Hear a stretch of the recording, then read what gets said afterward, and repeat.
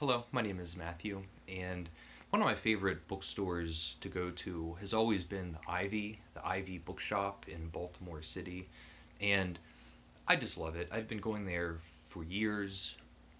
It's independently run, it's small, but it has a great selection. The staff is well informed and knowledgeable and friendly. The place has a charming, inviting feel to it.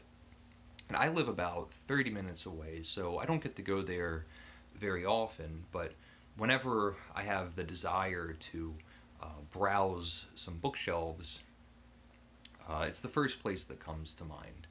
And at the beginning of the year, with the pandemic and restrictions and lockdowns that were implemented in our state, non-essential businesses, which included bookstores, were closed. And so for months there was no bookstore shopping.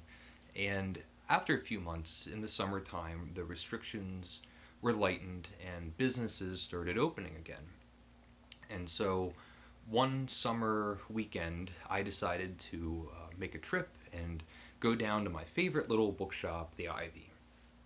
And when I got there, I was disappointed. Not only were the doors locked and the lights off, but when I peered through the window, to my horror, all of the books were gone. And so I thought to myself, they didn't just close temporarily because of the restrictions, they've had to close permanently, which is a huge blow. There's not many bookstores or independent bookstores in Baltimore City. There's a few, but I always felt that for my own sensibilities, the Ivy was the best. It was my personal favorite. And so months have gone by, and last night I get a phone call from my friend Ben, and he must have been driving down the street in Baltimore, I suppose, and he called to let me know that the Ivy did not close. They relocated. They moved just a few blocks south on the same street into a standalone house that has been converted into a bookshop. And so I was really happy to hear this news and excited. This morning I woke up and it's a beautiful, crisp, sunny autumn day. Just the kind of day that's perfect for a 30-minute car ride. I decided I was going to visit the new Ivy Bookshop. And I took the back roads and it was just so pleasant. All of the leaves have come down, but it's just a beautiful fall day. And I find the new Ivy Bookshop. I walk down the sidewalk and come to the front door, and there's a little table and a sign in front of the door, and it says appointment only. And I decided that I would call the store. I didn't want to just walk in, and I call, and a gentleman answers, and I explain I just drove 30 minutes. I'm outside and wanted to see if there was any availability or openings because I'm here. And after a moment of him realizing that I'm literally just right outside the door, he hung up and he came out. We're both wearing our masks, and he just explains that they are booked. There are no availabilities, there's no openings. I'm more than happy to make an appointment. I can come back later in the week or next weekend. There's a chance that the restrictions are going to be lightened even more and that it will be completely open to the public. And we just had a conversation. I wasn't complaining or arguing with him or anything like that, but just saying, gosh, I'm a little disappointed. I just drove down here. I was looking forward to seeing the new store and maybe browsing some books. And he says, actually, the 10 o'clock has not arrived yet. So if you want to go in right now and look around very quickly, you're welcome to. And he forewarns me, and he says, but if they arrive, I'm going to have to ask you to leave. This was very generous of him, and I agreed and said, of course, if someone else shows up for their scheduled appointment, I'll throw myself out. And I'm not 5 steps into the threshold of this new bookshop when the 10 o'clock arrives. A woman walks into the door, and the gentleman that I was talking to confirms that this is the person that made an appointment. And he must have felt bad. He turns to the woman and says, would you mind if this other person, myself, browsed the bookshop while you're here?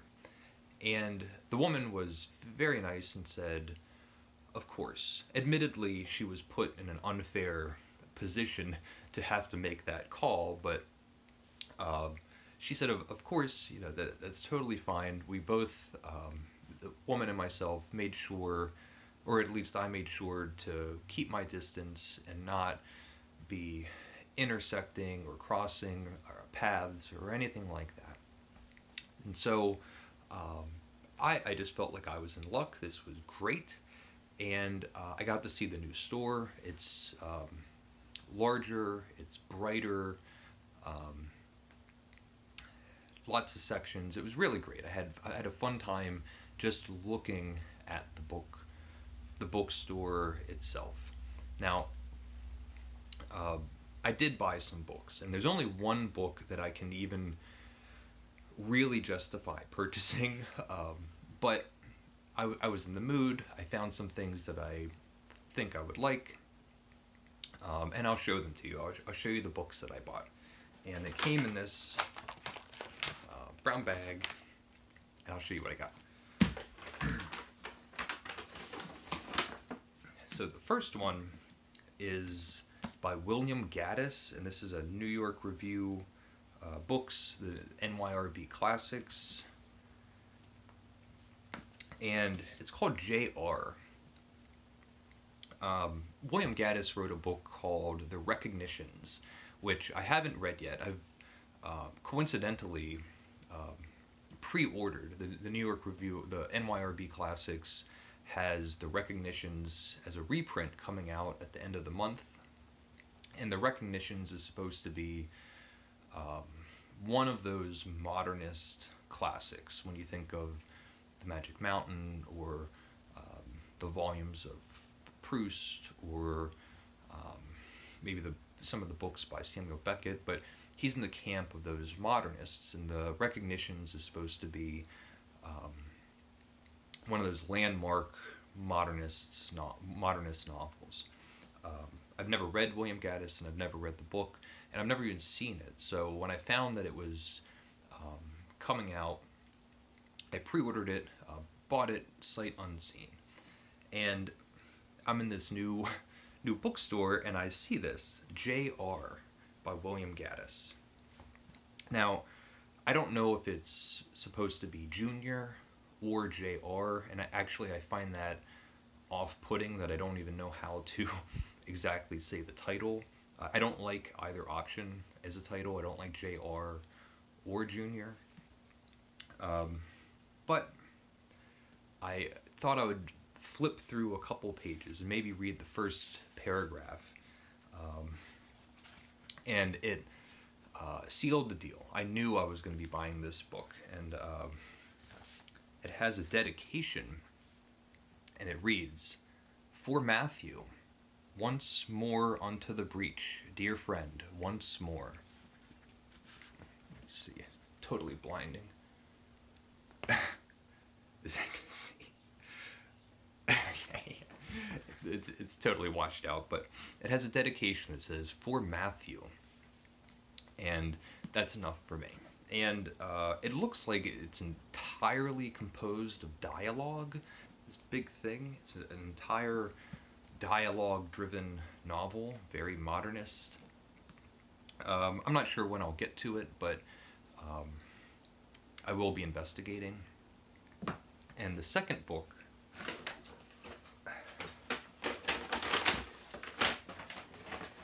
light is coming through. Uh, Death in Venice by Thomas Mann, and this is the Low Porter translation. Um, I'm reading The Magic Mountain, and so I've had Mann on the mind. I've read Death in Venice and some of these short stories. I had an old, battered, used copy ages ago that I either finally had to get rid of or I gave it to somebody. I don't have it anymore. And this copy I've seen all the time when I go to bookstores. I constantly see it. And since I've read some of the stories, it was never really on the top of my list, but since I'm reading The Magic Mountain and just totally sucked in to the world that Thomas Mann is creating and being enthralled and impressed with his writing, I just picked it up. It was a really well-timed book to come across my eyes. And the third book, and this is the one that is totally justified, should have been the only book that I bought, because I don't need to be buying any books. There's no reason for me to be out shopping for books right now. But the third book, Where the Wild Things Are, by Maurice Stendak. The story and pictures by Maurice Stendak won the Caldecott Medal. Everybody knows this book. And I was at a Barnes & Noble before Halloween just this year, just recently, and I was holding this book. It's a purchase for my niece. I love looking for and finding children's books for her. My reservation, my caution, was that she might already have it. This is a very well-known book. It's one of the books that you instantly think about if you're going to be buying children's books, and so I held off and thought, I don't want to get it, she might already have it. And in the meantime, I talked to Ben and his wife, and they confirmed that they don't have the book. And so I thought, well, that's set, I'm going to get it for her. And I love it. It's one of my favorite children's books. I'll flip through it very quickly before I give it as a present to my dear niece. And that's it. I'm having a great day. It's still beautiful, and the sun is shining, as you can see. I got to have a nice car ride, and I got to go to a bookstore. I got in from the kindness of a well-appointed, clean-shaven young gentleman. Let me in the door, and the kindness of a stranger who was generous enough to share her appointment with me, and picked up some books. So I'm pretty happy about that. Leave a comment if you would like. I would love to know any stories about your favorite bookstores, or just the circumstances going around right now with bookstores. And if you've been to the Ivy, I would love to hear about that as well. If you're local to Baltimore or Maryland, I'd love to hear about other bookstores. Maybe there's something that I haven't crossed paths with. So leave a comment if you would like, and thank you, and take care.